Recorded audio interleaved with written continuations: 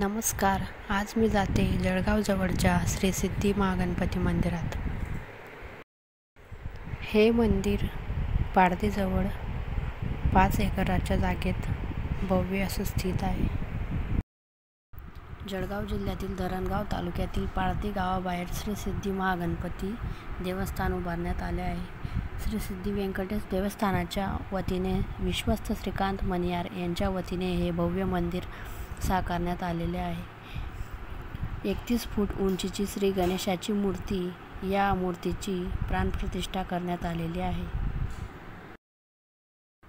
जिल्हाभरातच्या 4 ते 5 हजार भाविकांनी लिहिलेली ओम गण गणपती नमः अशी मंत्र असलेली तब्बल 21 कोटी एवढी मंत्र लिहिलेली पुस्तक या मूर्तीखाली ठेवण्यात आली आहे. एका पुस्तकात 54,000 नावे होती. एक पान लिहायला तब्बल 40 मिनिटे लागली. अशा पद्धतीने 21 कोटी मंत्र लिहायला 2.5 वर्षे लागले आहेत. मूर्तीच्या खाली 21 ते 22 फूट खोल 5 थरामध्ये पॅकिंग करून ठेवण्यात आलेली आहेत. त्यावर मूर्ती ठेवण्यात येऊन मूर्तीची प्राणप्रतिष्ठा करण्यात आलेली आहे.